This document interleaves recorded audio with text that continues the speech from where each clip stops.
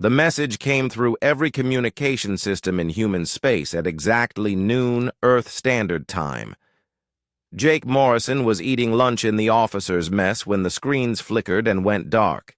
Then a voice spoke in perfect English, though something about it sounded wrong, like a computer trying to sound human. "Greetings, species of Earth. We are the Galactic Council. We invite you to participate in the Great Trial." Jake put down his sandwich and watched the holographic display that appeared in the center of the room. Strange creatures filled the screen. Tall blue beings with 4 arms, insect-like things with crystal wings, and others that looked like walking trees. They called themselves the rulers of this part of the galaxy. "Every 100 cycles we hold a competition," the voice continued. 5 species compete on the world of Zerion 7.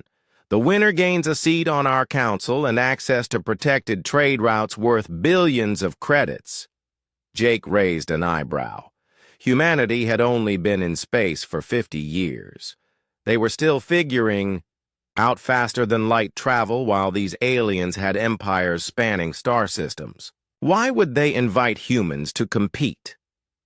"The rules are simple," the alien voice said. "No advanced technology, no weapons beyond basic tools, no communication devices. Teams of 4 must survive on Zerion 7 for 30 standard days. The first team to reach the extraction point wins." The hologram showed a planet covered in forests, deserts, and ice. Dangerous animals roamed freely. The place looked like it wanted to kill anything that landed on it. "Humanity has been chosen to represent your species. Select your best. The competition begins in 7 days." The message ended, leaving Jake staring at the empty air where the hologram had been. Around him, other officers talked excitedly. Some thought it was a joke.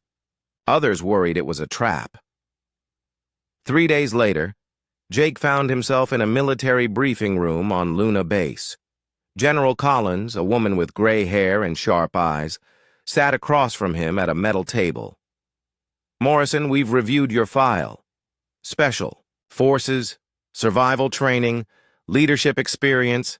You're our choice to lead the team." Jake nodded. "Who else are you sending?" "Lisa Park, former Marine, expert in hand-to-hand combat and weapons. She can make a weapon out of anything." Collins slid a photo across the table. The woman in the picture looked tough, with short black hair and muscles that said she could break bones without trying. Tony Blake. Civilian, but he spent 10 years as a wilderness guide in Alaska. If anyone can find food and water on an alien planet, it's him. The next photo showed a bearded man with kind eyes and hands that looked like they'd worked with tools his whole life. And Amy Ross. Engineer, but not the kind who sits behind a computer. She builds things with her hands, bridges, machines, whatever you need. The last photo was of a young woman with red hair pulled back in a ponytail. She was smiling, but her eyes looked sharp and smart. "Why us?" Jake asked. "These aliens have technology we can barely understand. Their worst team probably knows things we haven't discovered yet." Collins leaned back in her chair. "That's exactly why they picked us. They think we're primitives. To them, this competition is like watching children play with sticks and rocks. So we're supposed to lose? Not if I can help it." Collins stood up. "You have 4 days to train together. Learn each other's strengths. The transport leaves Tuesday morning." Jake spent the next 4 days getting to know his team. Lisa was quiet, but moved like a predator. She could throw a knife into a target from 30 feet away and hit the same spot 10 times in a row. Tony knew plants and animals like they were old friends. He could look at a leaf and tell you if it was safe to eat or would kill you in minutes. Amy could take apart any machine and put it back together better than before. They were good, but Jake worried it wouldn't be enough. On Monday night, they sat around a campfire at the training facility. Tony had built it without matches or a lighter, just by rubbing sticks together. The others watched like it was magic. "How did you learn that?" Amy asked. "My grandfather taught me." He learned from his grandfather. "Before we had cities and machines, humans knew how to survive with nothing but their hands and their brains." Lisa poked the fire with a stick. "Think the aliens know how to do this?" "Doubt it," Jake said. "When you have technology that can create energy from nothing, why would you learn to make fire?" Amy was quiet for a moment. "You know what's funny? We're probably the only species in this competition that still remembers how to live without machines." The next morning, they boarded a ship unlike anything Jake had ever seen. It was huge and silver with no visible engines or weapons. The pilot was one of the blue aliens from the hologram. It had 4 arms and spoke through a translator box that made its voice sound metallic. "Welcome, humans. I am Observer Kelthan. I will take you to Zerion 7. The ship also carried the other teams. The Zephyrians looked like tall, thin humans, but with blue skin and eyes that glowed. They wore clothes that seemed to be made of light itself. The Kalari moved together like they shared one mind, which Jake learned later was exactly what they did. The Narians looked like sharks that had learned to walk, with gray skin and too many teeth. The Vortani were the strangest. They looked like living crystals that sang when they moved. All of them stared at the humans like they were looking at animals in a zoo. "Interesting," one of the Zephyrians said. Its voice was musical but cold. "The primitives actually showed up." "This will be over quickly," buzzed one of the Kalari. "How can creatures who still use combustion engines compete with us?" Jake said. Nothing, but he saw Lisa's hand curl into a fist. Tony was studying the aliens like he studied animals in the wild. Amy was taking notes on her tablet, probably figuring out how their technology worked. "Let them talk," Jake whispered to his team. "In 3 days, we'll see who's really primitive." The ship jumped to faster-than-light speed, and Zerion 7 grew, larger in the viewports. Jake looked at the planet that would either make humanity famous across the galaxy or prove that humans really were just primitives playing with fire. He smiled. These aliens had no idea what they were getting into. The drop pods hit Zerion 7's surface like meteors. Jake felt his teeth rattle as their pod bounced twice before coming to a stop. The door hissed open, and alien air rushed in. It smelled like pine trees and something he couldn't name, but it was breathable. Jake stepped out first, his boots sinking slightly into dark soil covered with strange purple grass. The sky was orange, and 2 suns hung low on the horizon. Around them stretched a forest of trees that looked almost normal except for their silver bark and leaves that moved without any wind. "Well," Tony said, looking around, "it's not Alaska, but it'll do." Each team had been dropped in a different area. The rules were simple. Survive for 30 days, then reach the extraction point 200 miles north. They had basic supplies: rope, a knife each, water containers, and the clothes on their backs. Everything else they had to make or find. Lisa was already checking their gear. 4 knives, decent steel, rope synthetic but strong. Water containers, hold about a liter each. Amy pulled out a small device that looked like a compass. "This points toward the extraction zone. No other electronics work here. They said the planet blocks most signals." Tony knelt and grabbed a handful of soil. He smelled it, then let it run through his fingers. "Ground's fertile. Lots of insects, which means lots of things that eat insects. We won't starve. First priority is shelter," Jake said. Then fire, then food. We stick to basic survival rules. While they talked, their wrist communicators crackled to life. Observer Kelthan's voice came through, speaking to all teams at once. Teams have been deployed. The Zephyrians landed in the desert region. The Kalari are in the ice fields. The Narians found themselves near the Great Lake. The Vortani are in the crystal caves, and the humans... There was something like amusement in the alien's voice. The humans are in the Deadwood Forest. Jake looked around. Now that Kelthan mentioned it, he could see that many of the silver trees were actually dead, their branches reaching up like skeleton fingers. Deadwood, Amy said quietly. That doesn't sound good. Actually, it's perfect, Tony grinned. Dead trees burn better than live ones, and where trees die, there's usually water nearby that's been poisoned or dried up. If we can find the source and fix it, we'll have everything we need. They started walking north toward the extraction point. Tony led, reading the land like a book. He pointed out signs that Jake would never have noticed.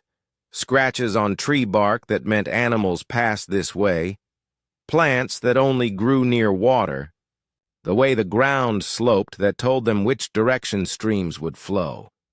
After an hour of walking, Tony held up his hand. Stop. Listen.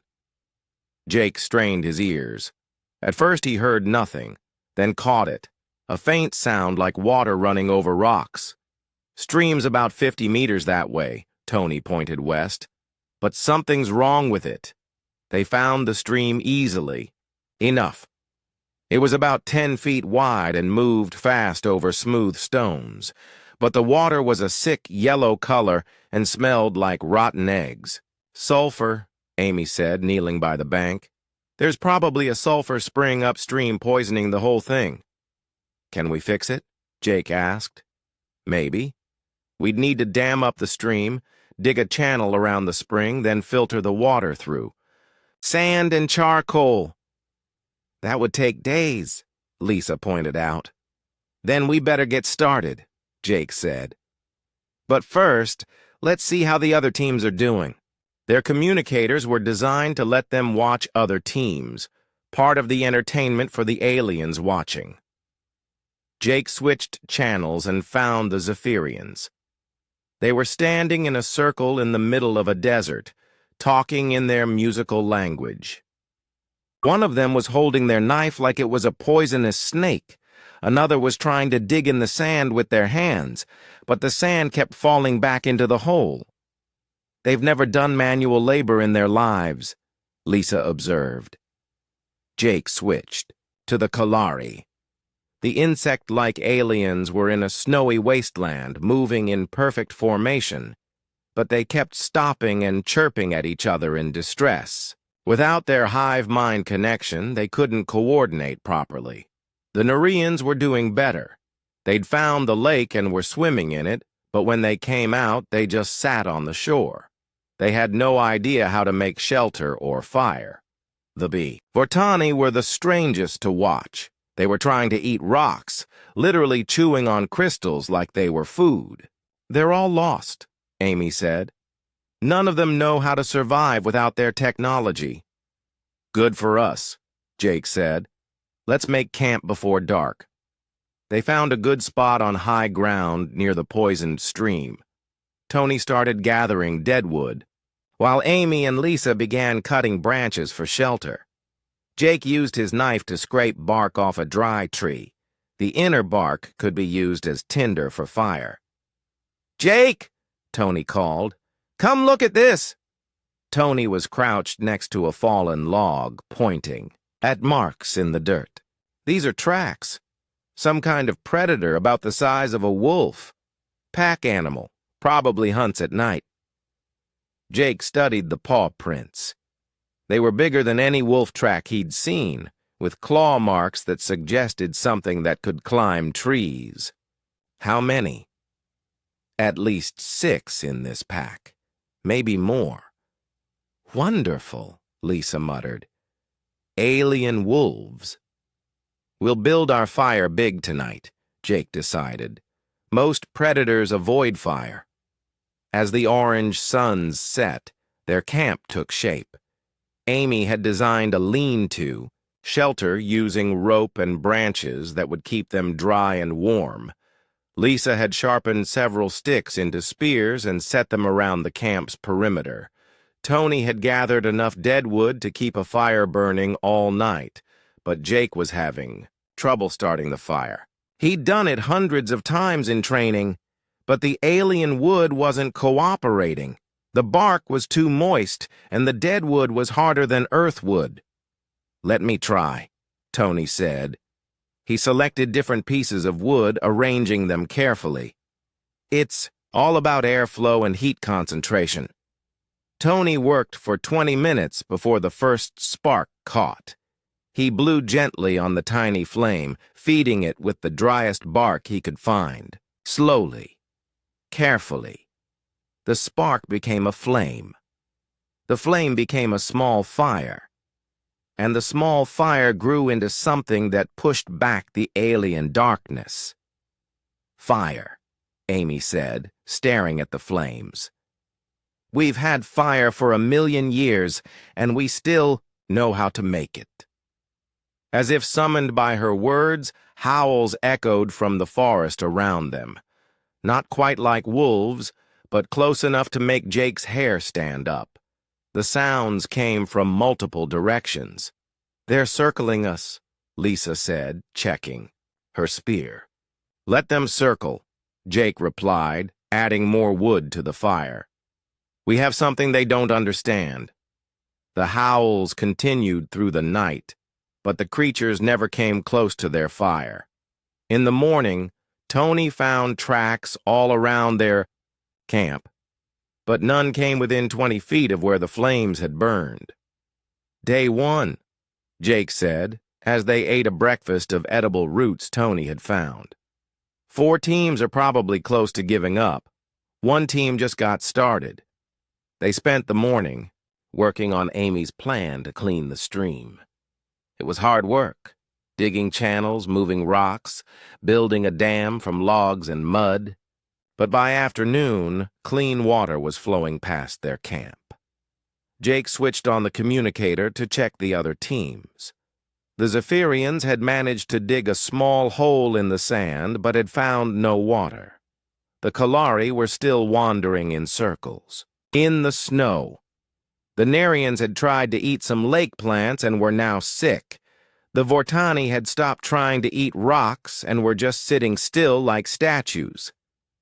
"They're not even close," Lisa said. "No," Jake agreed. "But this is just the beginning. The real test starts tomorrow." That night, as they sat around their fire eating fish that Tony had caught with a trap made from branches and rope, Jake realized something. The aliens hadn't invited humans to this competition as a joke. They'd invited humans because they'd forgotten something important. They'd forgotten that intelligence wasn't just about technology. It was about adapting, surviving, making something from nothing. And humans had been doing that longer than any of them had been building starships. The howls started again as darkness fell, but this time Jake smiled. Let them howl. Fire was older than any alien technology, and tonight it belonged to humanity. On the 3rd day, Amy made a discovery that changed everything. She was exploring the stream bed, looking for stones to improve their water filter. When she found them, chunks of metal ore mixed in with the river rocks. Iron oxide, she thought, though it had a strange blue tint that suggested other metals mixed in. "Jake!" she called. "Come see this!" Jake waded into the stream where Amy was kneeling. She held up a rock the size of her fist, heavy and streaked with metallic veins. "Iron ore," she said excitedly. "Maybe iron and copper together. If I can get the fire hot enough, I might be able to smelt this." Tony looked up from the fish trap he was checking. "Hot enough? How hot are we talking?" "About 2,000 degrees, much hotter than a wood fire." Amy turned the ore over in her hands. But if we can make a forge? Can you do it? Jake asked. Amy grinned. Give me a day to experiment. While Amy worked on her forge design, the others focused on improving their camp. Lisa had been practicing with her spears, and her accuracy was getting scary. She could hit a target the size of a dinner plate from 50 feet away. Tony had mapped the area around their camp, finding 3 different sources of food and 2 backup water supplies. Jake checked on the other teams. The situation was getting worse for everyone except the humans. The Zephyrians had found water, but they were struggling to purify it. Without their energy technology, they had no way to kill the bacteria. 2 of their team members were already sick. The Kolari were lost in the ice fields. Their hive mind was broken, and they couldn't coordinate their movements. They kept walking, in different directions, then coming back together, then splitting up again. The Narians had the opposite problem. They were too coordinated with each other, but couldn't adapt to life on land. They spent most of their time in the lake and were slowly starving because they couldn't find food that their bodies could process. The Vortani had gone completely still. Jake wasn't sure if they were meditating, sleeping, or dying. It's like they've never had to solve problems without a computer telling them what to do, Lisa observed. By afternoon, Amy had built something that looked like a small volcano. She'd used river stones to build a cone-shaped furnace with a hole at the bottom for airflow. Inside, she'd layered charcoal she'd made from the dead wood with the iron ore. The charcoal burns hotter than regular wood, she explained, and the cone shape focuses the heat upward. It should work. Should? Tony asked. Well, I've never done this with alien ore on an alien planet, Amy admitted, but the principles are the same. She lit the fire at the bottom of the furnace. At first, it looked like a normal fire, but as the charcoal caught and the airflow increased, the flames turned white hot. The heat was so intense they had to stand back. It's working, Amy said, watching the ore begin to glow inside the furnace. Give it a few hours. While they waited, Jake decided to do some scouting.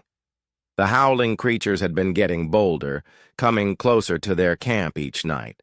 He wanted to know what they were dealing with. He and Lisa followed the clearest set of tracks into the forest. The trail led them through silver trees and purple undergrowth to a clearing where the ground was torn up and scattered with bones. Feeding ground, Lisa said quietly. They bring their kills here. Jake studied. The bones. Most were from animals he didn't recognize, but they were big animals. Whatever these predators were, they could take down prey larger than humans. Look at this. Lisa pointed to claw marks on a tree trunk. They were 8 feet off the ground. These things can climb! A sound made them both freeze, a low growling from somewhere above them. Jake looked up slowly and saw it crouched on a thick branch 30 feet overhead. It looked like someone had crossed a wolf with a giant cat and given it too many teeth. Its fur was dark gray with silver stripes, and its eyes glowed yellow in the alien sunlight.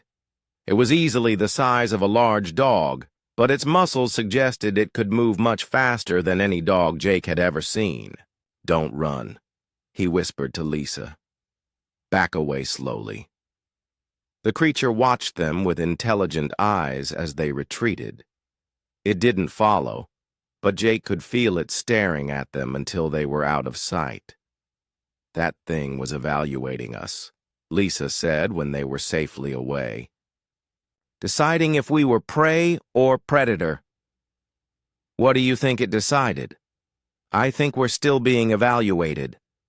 They returned to camp to find Amy pulling glowing metal from her furnace with makeshift tongs.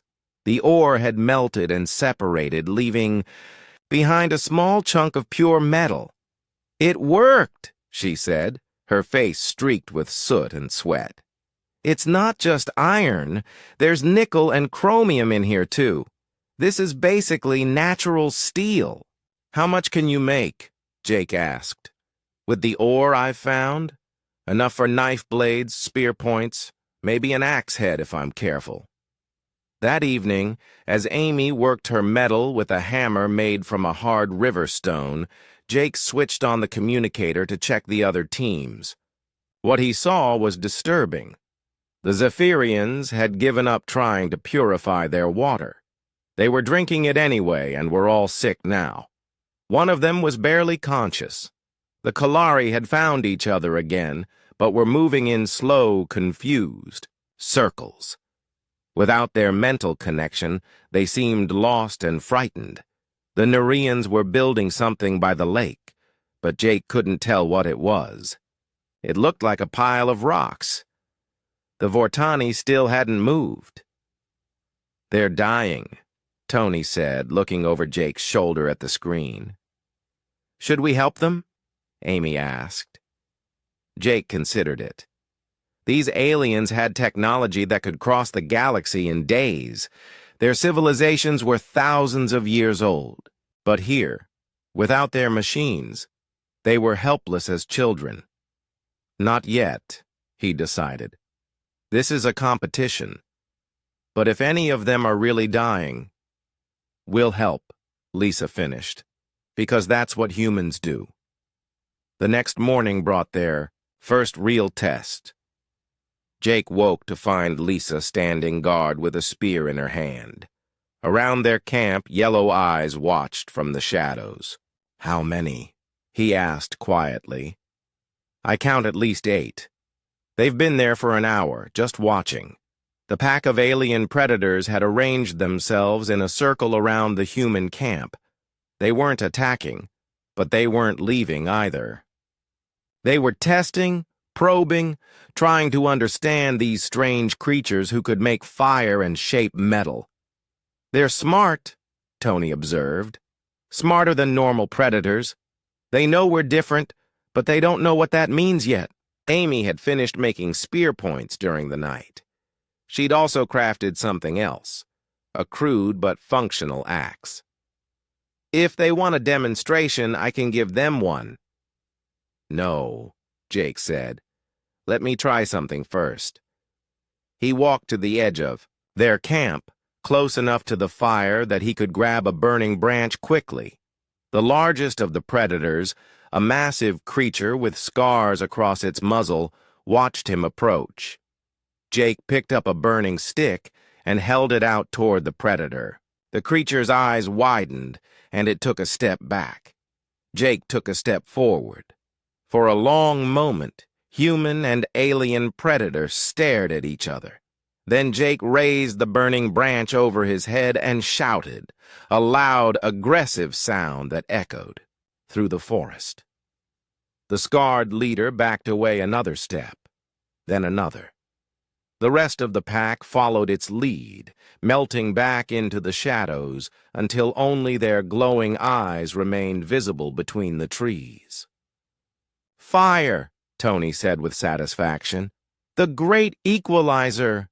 "For now," Jake replied, "but they'll be back, and next time they'll be ready for fire." "Then we'll be ready for them," Lisa said, testing the balance of her new steel-tipped spear. That afternoon, Amy made another breakthrough. Using clay from the stream bank and her forge, she created a crude but functional bellows system that could make the fire even hotter. With it, she was able to make better tools and even some simple arrowheads. "At this rate, we'll have a full weapons shop by next week," she said proudly.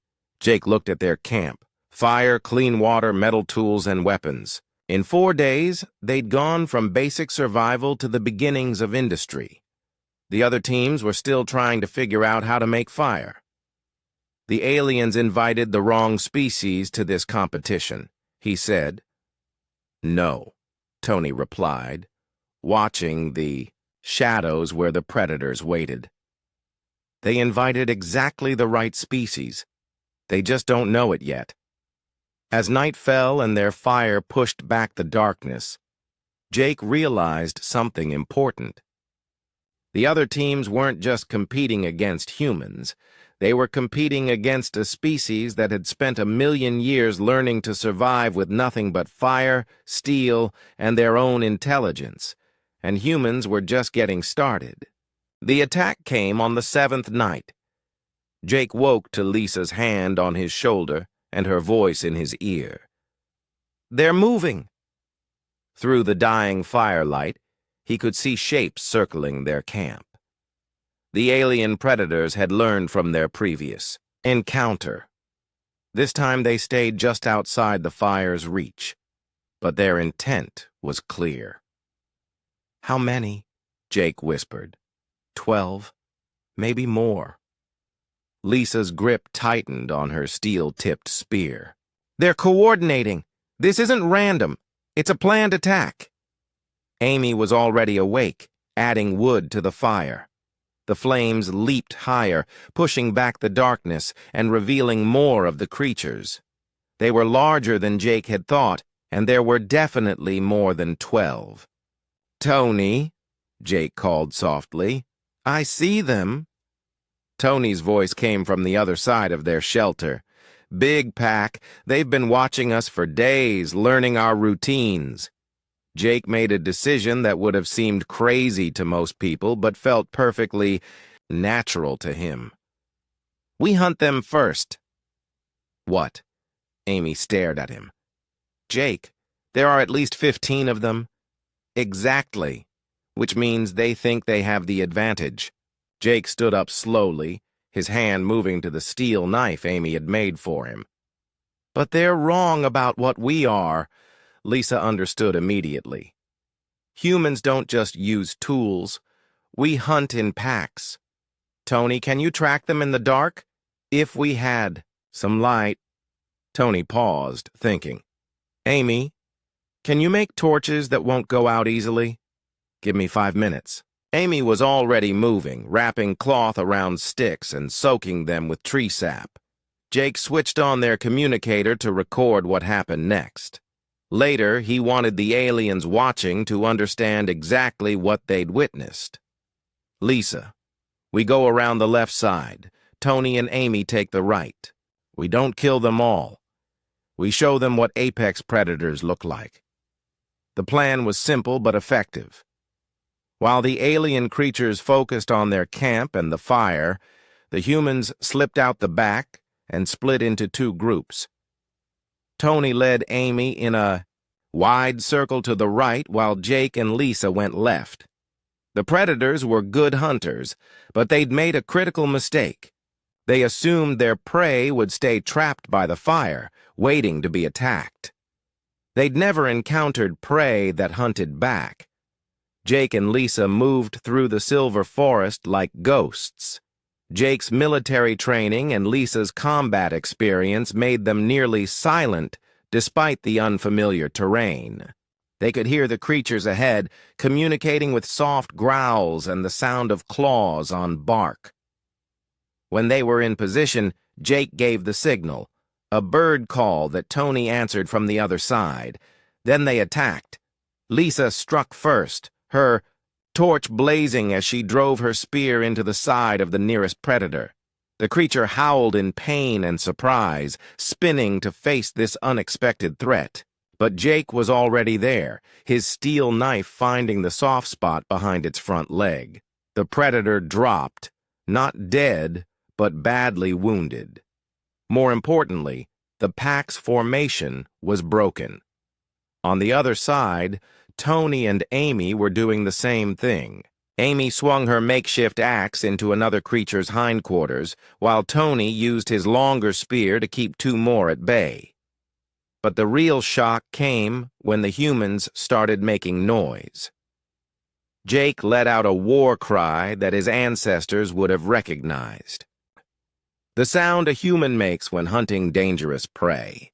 Lisa joined him, then Tony and Amy. The forest filled with sounds that spoke of intelligence, coordination, and absolute fearlessness.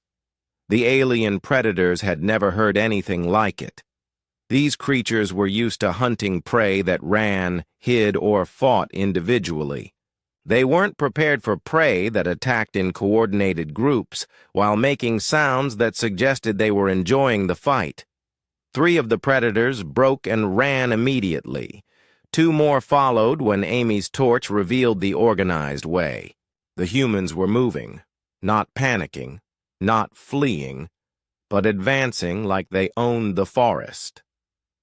The pack leader, the scarred creature Jake had faced before, stood its ground for a moment longer. It looked at Jake across the firelight, and Jake saw the exact moment when the predator realized it had made a terrible mistake. These weren't prey animals, these were something else entirely. The pack leader backed away, then turned and melted into the forest. The rest of the pack followed, leaving behind 2 wounded members who couldn't keep up. Jake walked over to the injured predators. They watched him with pain and fear in their yellow eyes. But they didn't try to attack. One was bleeding badly from Lisa's spear thrust. "Tony, can you help them?" "Probably. Why would we want to?" "Because that's what apex predators do. We choose who lives and who dies." Tony worked for an hour, using plants he'd identified as having healing properties to treat the wounded creatures. The predators lay still during the treatment, seeming to understand that the humans could have killed them but chose not to. When Tony was finished, the creatures limped away into the forest. They looked back once before disappearing, and Jake was sure he saw something like respect in their eyes. "That was either the smartest thing we've ever done or the stupidest," Amy said. "Smart," Lisa replied. "The pack will remember this. They'll know we're not prey." Jake checked the communicator to see how the other teams had spent their night.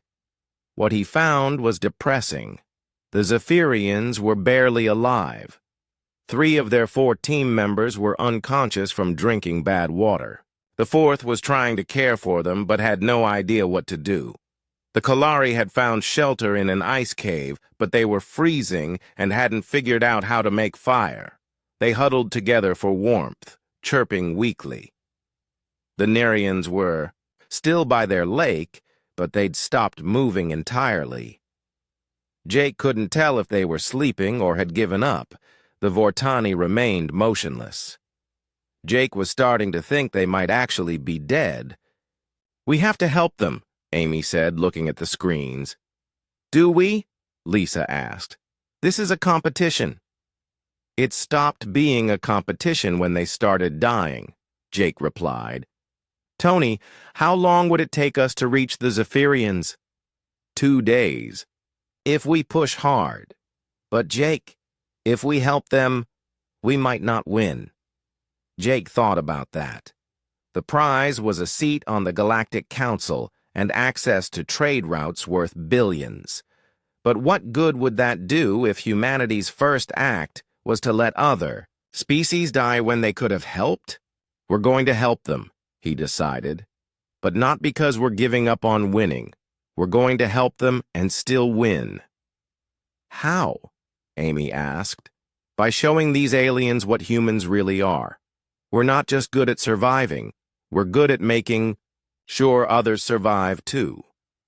They broke camp at dawn, heading toward the desert where the Zephyrians were dying. But before they left, Jake did something that would be talked about in galactic history classes for centuries. He left supplies for the other teams, not enough to guarantee their survival, but enough to give them a chance. Clean water in containers Amy had made. Dried meat from animals Tony had caught.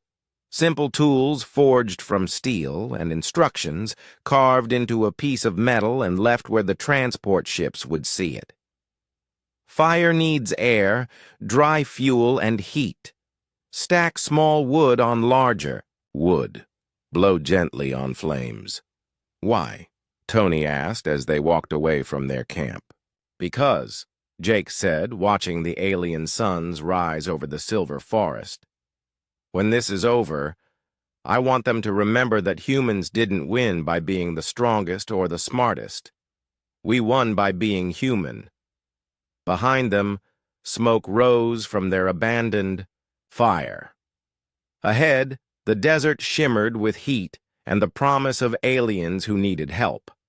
And somewhere in space, observer Kelthan was making notes about the species that hunted predators for sport, then stopped their own competition to save their rivals. The humans, Kelthan wrote, were not what anyone had expected. The desert was trying to kill them. Jake felt the alien heat beating down on his head as they walked across sand dunes that shifted color from red to purple in the strange light of Xerion 7's twin suns. They'd been walking for 6 hours, and the temperature was still climbing. There, Tony pointed ahead. Smoke. A thin column of black smoke rose from behind a large dune about a mile away. It wasn't the clean smoke of a wood fire. It was the thick, oily smoke of something burning that shouldn't be. That's not good, Amy said, checking her water container. They were all running low, despite Tony's careful rationing. When they reached the top of the dune, they could see the Zephyrian camp below. It was a disaster. One of their drop pod's pieces was on fire, filling the air with toxic smoke. 3 of the 4 blue-skinned aliens lay motionless in whatever shade they could find. The 4th was trying to dig a hole in the sand with his bare hands, but the sand kept falling back in. They're dying, Lisa observed. Jake slid down the dune toward the aliens. The conscious Zephyrian looked up as they approached.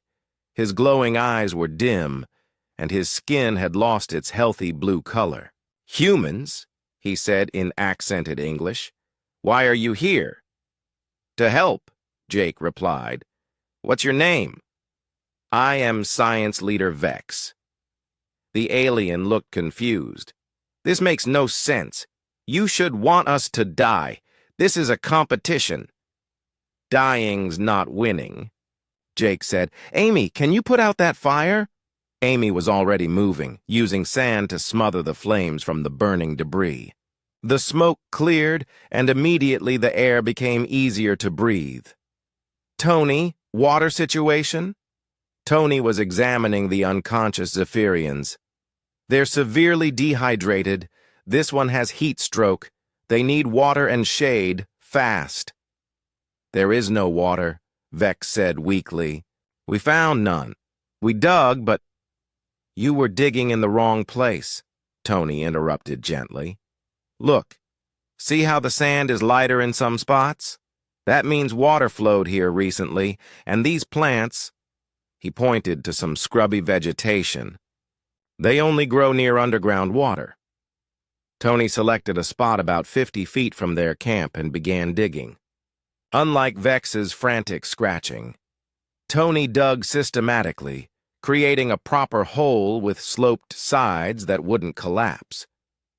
After 20 minutes, water began seeping into the bottom of the hole. Impossible, Vex whispered. We have instruments. That should have detected any water source. You had instruments, Lisa corrected. But did you have knowledge? While Tony worked on the well and Amy rigged up shade using debris from the drop pod, Jake made a disturbing discovery. This wasn't just about the Zephyrians being unprepared for primitive survival. Someone had been sabotaging them. Their water containers had small punctures that would have leaked slowly. Their ropes had been partially cut. Even their knives showed signs of deliberate damage. Vex, Jake said carefully, has anyone else been to your camp? Yes, on the second day. The Kalari sent 2 of their number. They said they wanted to form an alliance. Jake and Lisa exchanged looks. That made sense. With their hive mind broken, the Kalari would be desperate for any advantage. But sabotage was a dangerous game. What did they do while they were here? They examined our equipment, said they were impressed by our technology. Vex was getting stronger as he drank the water Tony had found. They offered to share resources. Did they leave anything behind? Amy asked. Vex pointed to a small device near their shelter. A communication enhancer. They said it would help us coordinate better. Jake examined the device. It looked harmless. But when he turned it over, he found something interesting. A small modification that changed its function completely. "This isn't a communication enhancer," he told Amy. "Show me what you think it does." Amy studied the device for a few minutes. "If I'm reading this right, it's designed to interfere with electronic equipment. It's been broadcasting a signal that would disable anything more sophisticated than a basic radio." The Kalari were making sure you couldn't use any technology that might have helped you survive, Jake realized. They wanted you to die slowly. Vex's eyes blazed with anger. They betrayed the honor of the competition. "No," Jake said grimly. "They just revealed what this competition really is." That evening, as the Zephyrians recovered enough to sit up and eat the food Tony had provided, Jake called a meeting of his team away from the aliens. "This changes things," he said. "If the Kalari are sabotaging other teams, they'll come for us too." "Let them come," Lisa said. "After what we did to those predators, I'm feeling confident." "It's not about fighting them," Jake explained. "It's about understanding what we're really dealing with. This isn't a survival competition anymore, it's become something else." Amy was thoughtful. What if that was always the plan? What if the aliens watching this want to see how species behave when they're desperate? "You mean this is a test of character, not survival skills," Tony said. "Exactly. And if that's true, then helping the Zephyrians was the right choice." Jake looked back at the aliens, who were sharing their water and food despite being strangers. "But it also means we need to be ready for the Kalari to try something." They didn't have to wait long. The attack came at midnight, but it wasn't the kind of attack Jake expected. Instead of a direct assault, the Kalari tried psychological warfare. Jake woke to sounds outside their shelter, voices speaking in perfect English, but saying things designed to create doubt and fear. "The humans are planning to abandon you once you're strong enough," one voice said, clearly meant for the Zephyrians to hear. "They only helped you to make themselves look good to the observers." "The water they found is poisoned," said another voice. "They're killing you slowly." "They sabotaged your equipment themselves, then pretended to help." Jake smiled in the darkness. The Kalari were smart, but they'd made a critical error. They assumed humans would respond to psychological manipulation, the same way other species would. "Lisa," he whispered, "you awake?" "Yeah, these guys are really bad at this." "Tony? Amy?" "Here," they both replied softly. "Okay, here's what we're going to do. Remember that war cry we used on the predators? Time for an encore." What happened next became legendary among military psychologists across the galaxy. Instead of hiding or arguing against the Kalari's claims, the humans did something unexpected. They started laughing, not nervous laughter or fake laughter, but genuine, hearty laughter. Jake started it, then Lisa joined in, then Tony and Amy. Soon all four humans were laughing like they'd heard the funniest joke in the universe. "You hear that?" Jake called out loudly, making sure his voice carried in the desert air. "They think we're going to fall for basic manipulation tactics." "Amateur hour," Lisa added, still chuckling. "What are they, 12 years old?" Amy called out. The voices stopped. There was confusion in the silence that followed. Then Jake stood up and walked to the edge of their camp, still smiling. "Is that really the best you can do?" He called into the darkness. "Whispers and lies? We're humans. We invented psychological warfare. Our species has been lying to each other for fun since before we had language, Tony added cheerfully. You want to play mind games with us? What the Kalari didn't understand was that humans had been dealing with propaganda, manipulation, and psychological pressure for thousands of years. They'd developed mental defenses that were bred into their bones. More importantly, they'd learned to turn psychological attacks into bonding experiences with their allies. Vex, Jake called to the Zephyrian leader. You hear what they're trying to do?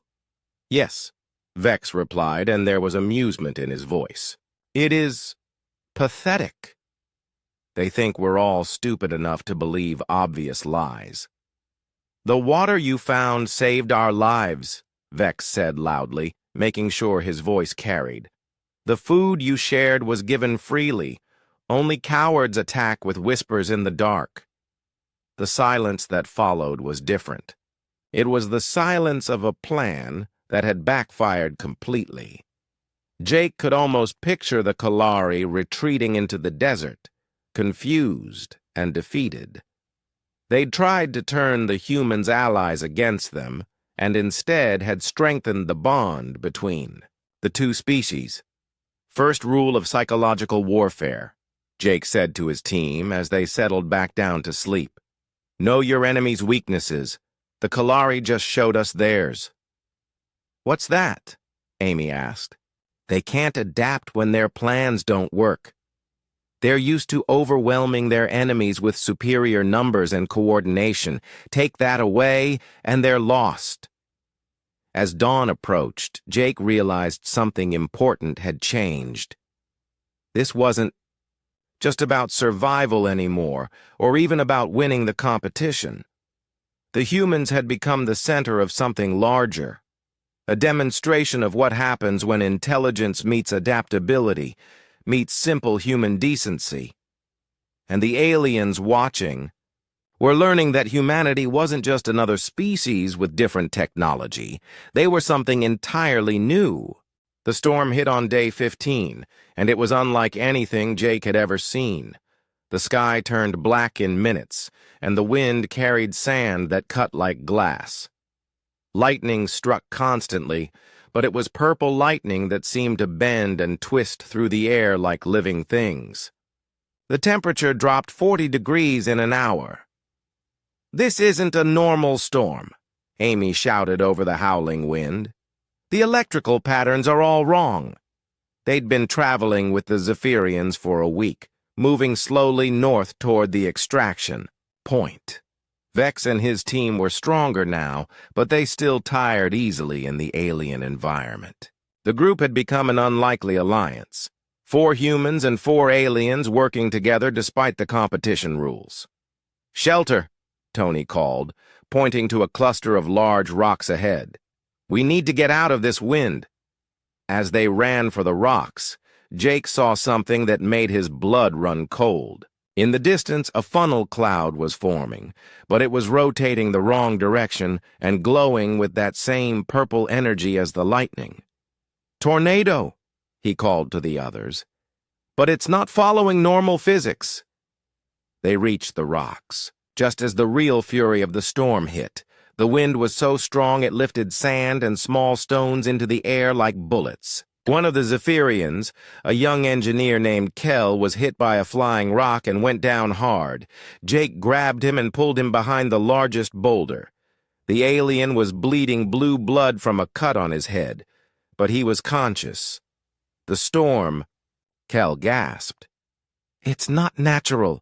The energy readings are impossible. What do you mean? Jake asked. I still have my scientific training, Kel explained. This storm is artificial. Someone is creating it. Jake thought about that as he watched the purple tornado grow larger. Who would create a deadly storm in the middle of a survival competition? And why? The answer came from their communicator. Observer Kelthan's voice cut through the static. Attention all teams, an unexpected weather system has developed. This is not part of the planned competition. All teams should seek immediate shelter. Not part of the competition, Lisa repeated. Then who's doing this? Amy was studying the storm patterns through their makeshift shelter. Jake, look at this. The way the energy is flowing, it's being directed from somewhere specific. She pointed to a distant mountain peak, barely visible through the storm. The lightning isn't random. It's all originating from that direction. The Vortani, Vex said suddenly. They were placed in the crystal. Caves! Those caves are in that mountain. You think they're causing this? Tony asked. The Vortani are energy beings, Kel explained. They feed on electrical and magnetic forces. If they're desperate enough, they could be draining the planet's natural energy to survive, Amy finished, and creating this storm as a side effect. Jake made a decision that surprised everyone, including himself. We're going to stop them. What? Lisa stared at him. Jake, that's 30 miles away through a killer storm. And if we don't stop them, everyone on this planet dies, including us. Jake was already checking his gear. The storm is getting worse, not better. At this rate, it'll tear the planet's atmosphere apart. He's right, Kel said. The energy feedback could create a chain reaction. This could destroy the entire ecosystem. So we're really doing this, Amy said, walking into an alien energy storm to save people who are trying to kill us. Welcome to being human, Tony grinned. We do stupid, heroic things because someone has to. The journey through the storm was a nightmare. The wind was so strong they had to rope themselves together to avoid being separated. The flying debris forced them to move in short dashes from shelter to shelter, and the purple lightning was getting worse, striking close enough that Jake could smell ozone and burnt sand. But they were making progress. Tony's knowledge of weather patterns helped them find the safest routes. Amy's understanding of energy flow let them predict where the lightning would strike. Lisa's combat training kept them moving efficiently despite the chaos. And the Zephyrians proved to be valuable allies. Their scientific knowledge helped them understand what they were seeing, and their different physiology let them detect energy patterns that humans couldn't sense. There, Vex pointed ahead through the storm. The cave entrance. The mountain loomed above them, its crystal formations glowing with purple energy. The cave mouth was like a wound in the rock, with arcs of electricity dancing around its edges. How do we get in there without being electrocuted? Lisa asked. Amy was studying the energy patterns. There's a rhythm to it. The lightning pulses. Every few seconds. If we time it right, I'll go first, Jake said. No, Kel interrupted. I should go. My species is more resistant to electrical damage. It was a moment that would be remembered in galactic history.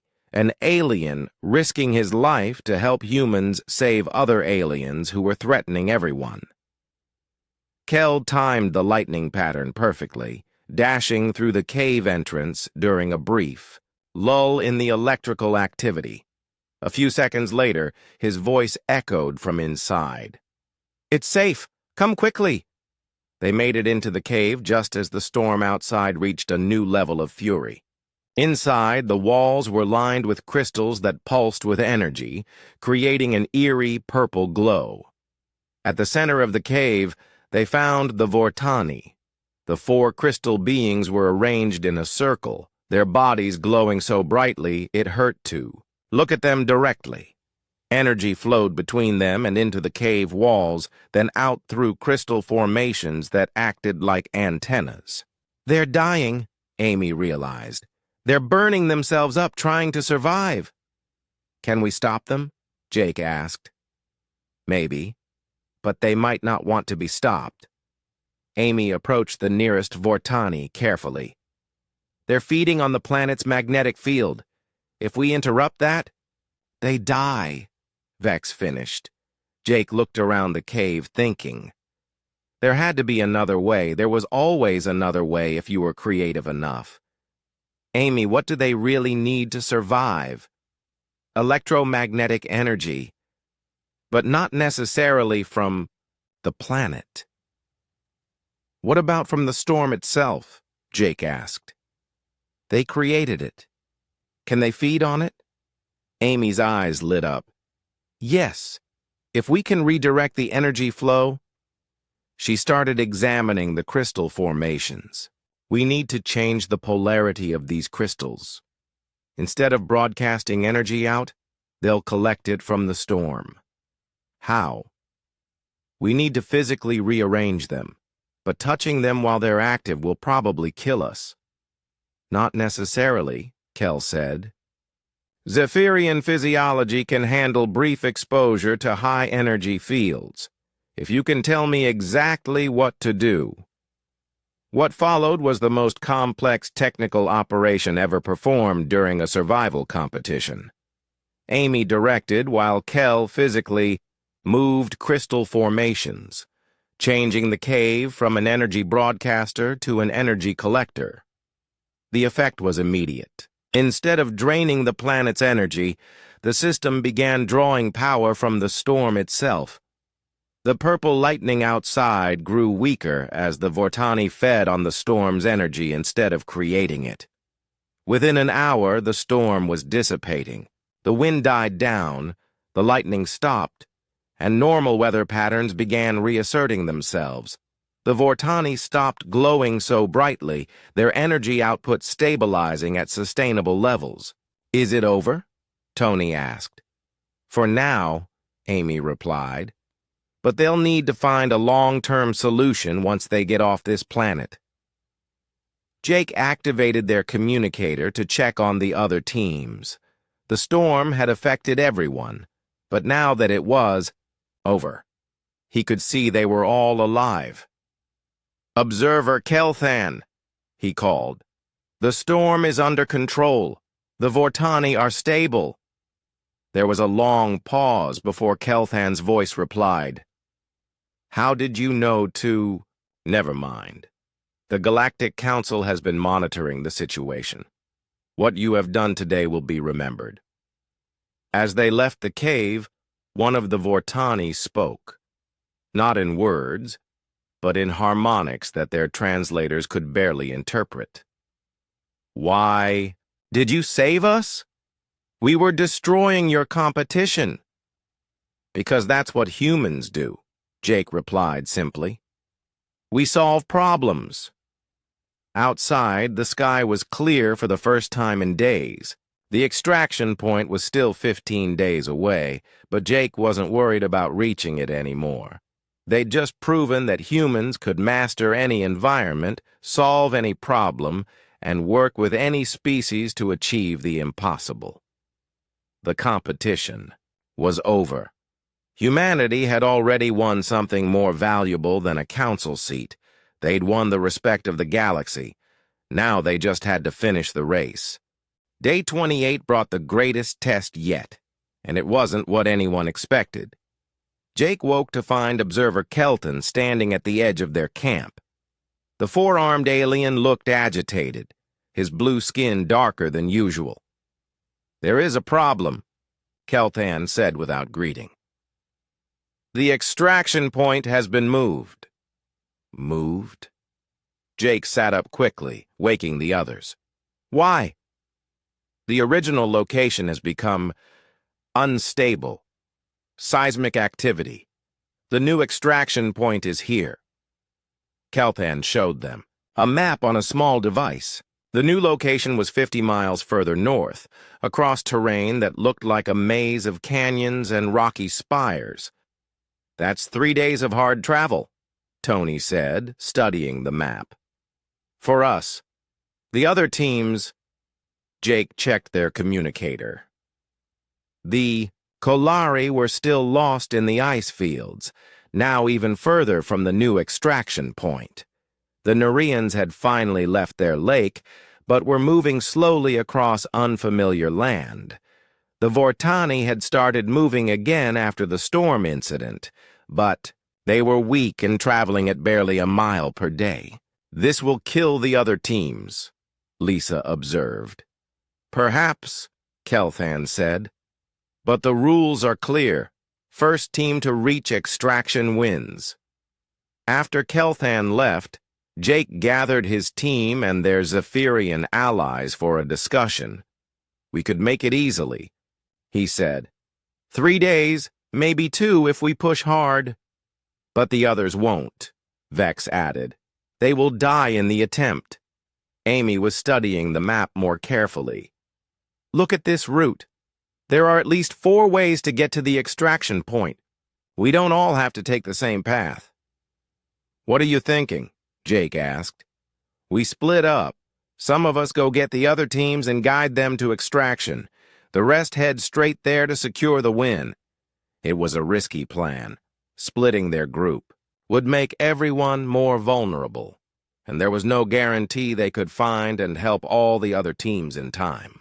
"I'll stay and lead the rescue missions," Jake decided. "No," Lisa said immediately. "You're our leader. You should be with the team that reaches extraction first." "The team that reaches extraction first needs to be led by someone who understands the technical requirements," Jake replied. "Amy should lead that group. I'll take Tony and go after the other teams." "What about us?" Vex asked. Jake looked at the Zephyrians.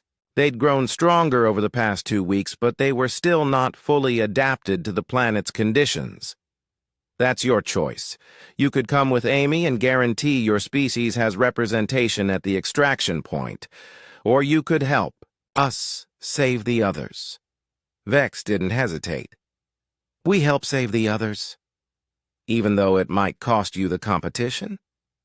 "There are things more important than winning," Vex said quietly. They divided their supplies and equipment. Amy and Lisa would take the direct route to extraction, traveling light and fast. Jake, Tony, and the Zephyrians would attempt to find and guide the other teams to safety. It was an impossible mission, but Jake had learned something important over the past month. Impossible was just another word for difficult. The first team they found was the Kalari. The insect-like aliens were in bad shape. Without their hive mind connection, they'd been wandering in circles for days. They were cold, hungry, and had given up hope of reaching extraction. "We are lost," their leader said when Jake's group found them. "We cannot navigate without our shared consciousness."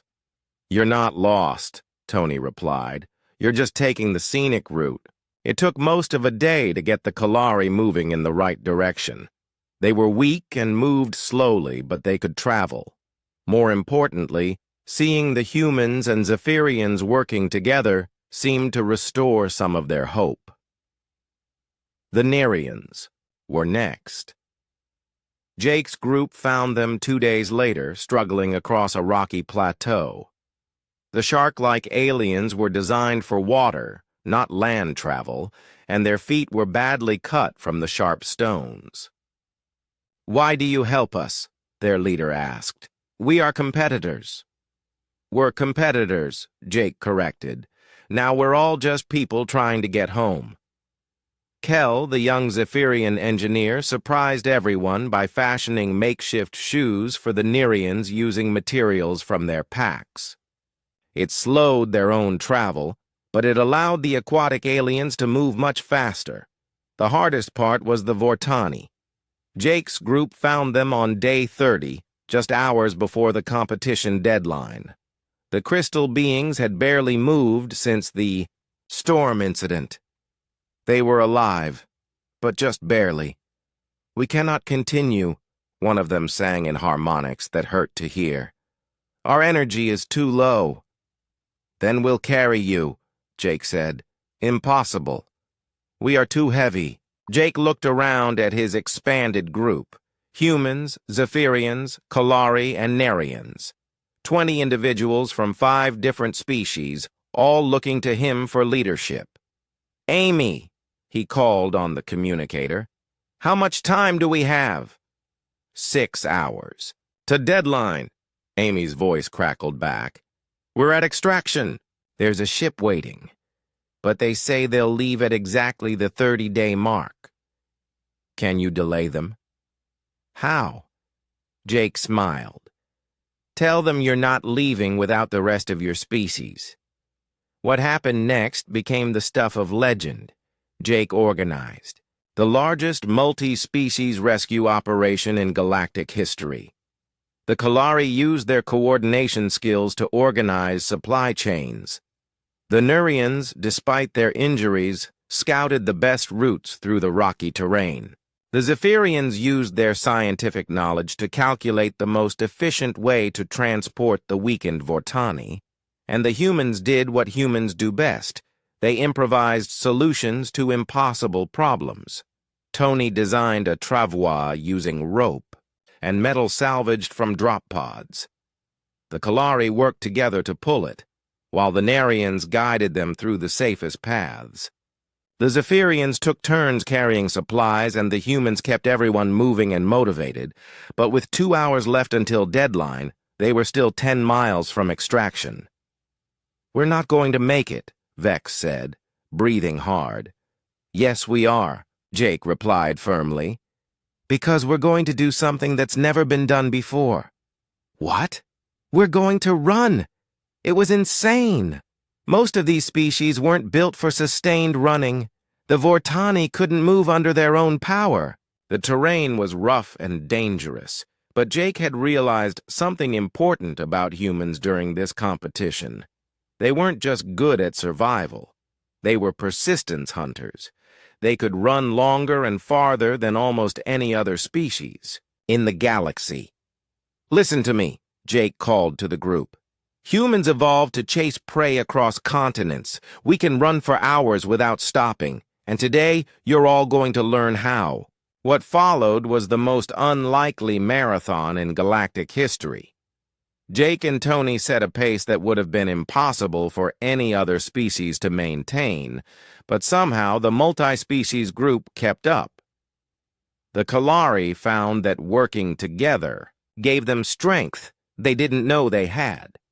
The Nurians discovered that their powerful leg muscles, designed for swimming, could also power them across land.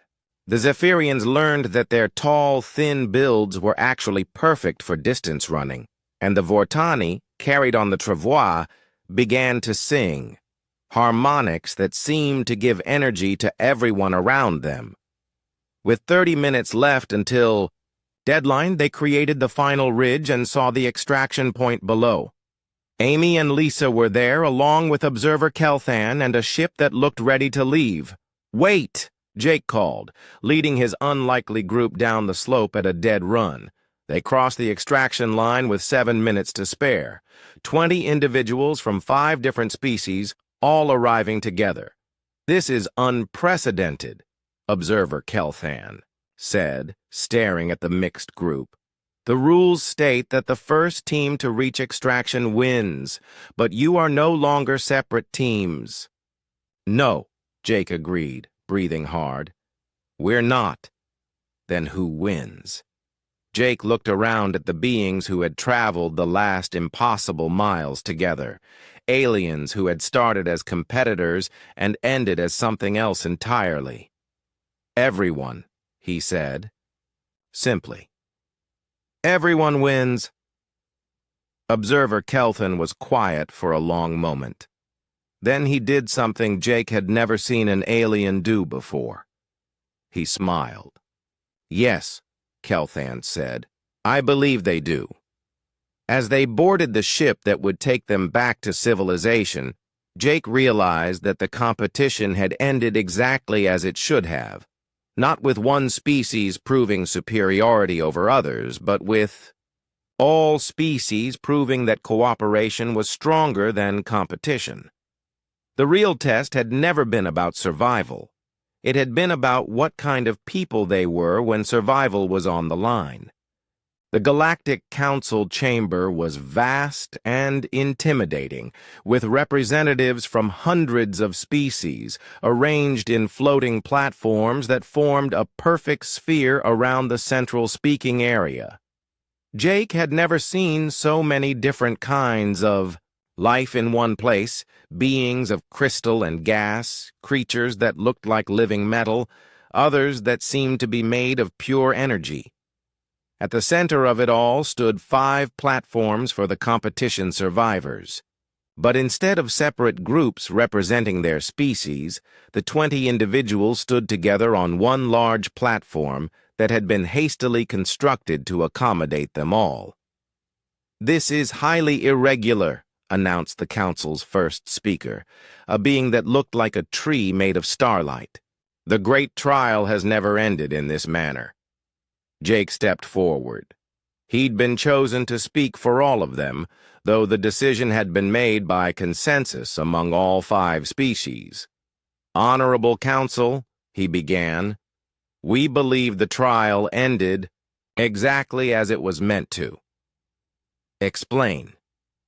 Jake looked around at the assembled beings. Creatures whose civilizations spanned thousands of years, who commanded technology that could reshape planets and bend space itself. Yet for all their advancement, they'd forgotten something fundamental. "You told us this was a test of survival. But it wasn't, was it? It was a test of character." Murmurs rippled through the chamber. The first speaker's light flickered, which Jake had learned was a sign of interest. Continue. "Every species here has achieved amazing things. You've built starships and cities and empires that stretch across the galaxy. But somewhere along the way, you forgot how to survive without your technology. More importantly, you forgot how to help each other survive." Behind Jake, Vex stepped forward. "The humans could have won easily. They had fire and tools while we were still trying to understand how to find water. But they chose to help instead of to win." "The Kalari attempted sabotage," added one of the Nerian survivors. "The humans could have reported this and had them disqualified. Instead, they taught us all how to overcome such tactics together." Kel, the young Zephyrian engineer, spoke next. "When the storm threatened all life on the planet, the humans risked their lives to save the Vortani, their competitors. They solved a problem that none of us even understood, and in the end," sang one of the Vortani in harmonics that the translators could barely interpret, "they showed us that cooperation creates strength that no individual species can achieve alone." The first speaker was silent for a long moment. Around the chamber, other council members whispered among themselves in dozens of languages and communication methods. "You claim the humans could have won easily," the first speaker finally said. "Prove this claim." Observer Kelthan stepped forward, activating a holographic display that filled the center of the chamber. "I present evidence from the 30-day observation period." What followed was a comprehensive review of everything the humans had accomplished. The video showed Jake making fire within the first hour, while other teams struggled for days. It showed Amy creating metal tools and weapons from raw ore.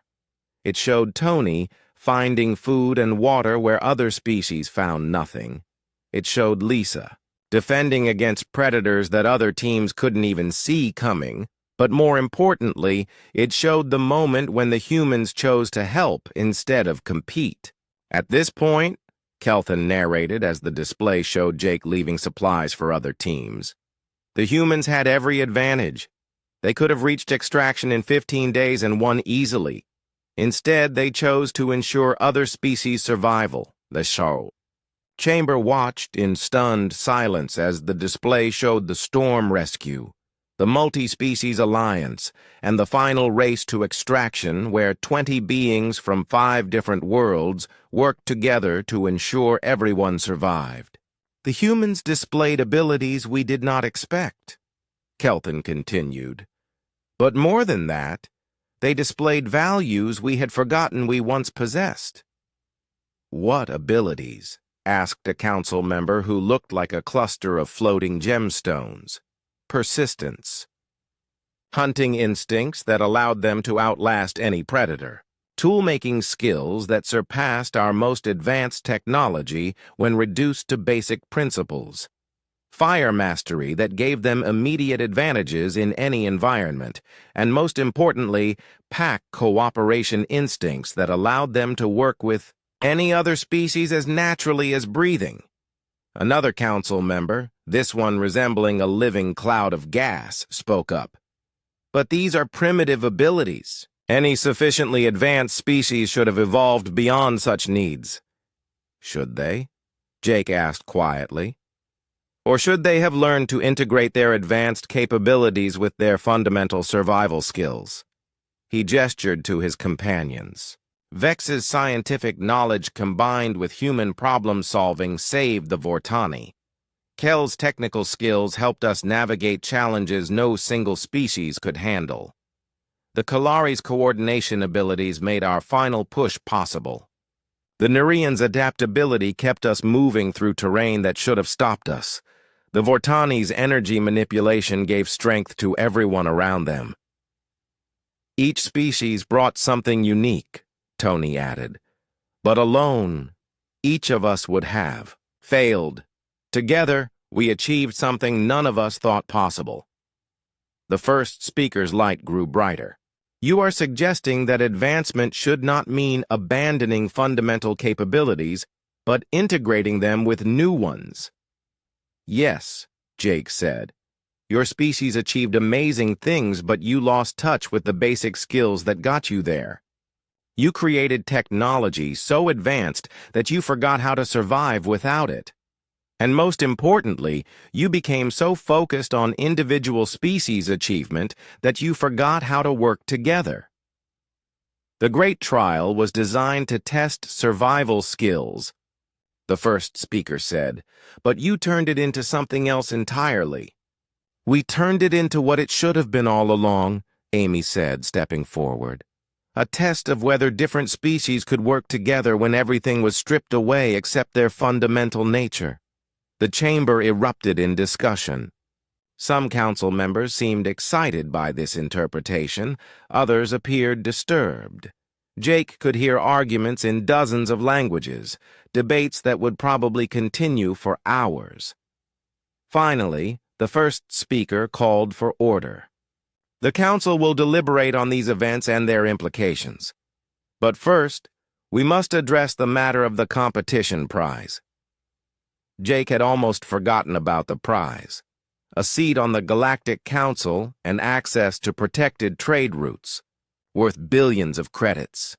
It seemed so much less important now than it had 30 days ago. "The prize was to be awarded to the winning species," the first speaker continued. "But you claim there is no single winner." "That's correct," Jake said. "We all won, or we all lost. There's no separating us now." "Then how do you propose we award a single council seat to 5 species?" Jake looked around at his companions, then smiled. "We don't want a single seat. We want to change how the council works." "Explain." "Instead of each species sending one representative who speaks only for their own people, what if some council seats were held by multi-species alliances? Groups that represent cooperation instead of individual species interests?" The chamber fell completely silent. What Jake was proposing was a fundamental change to galactic government that had existed for thousands of years. "You want to represent cooperation itself," the first speaker said slowly.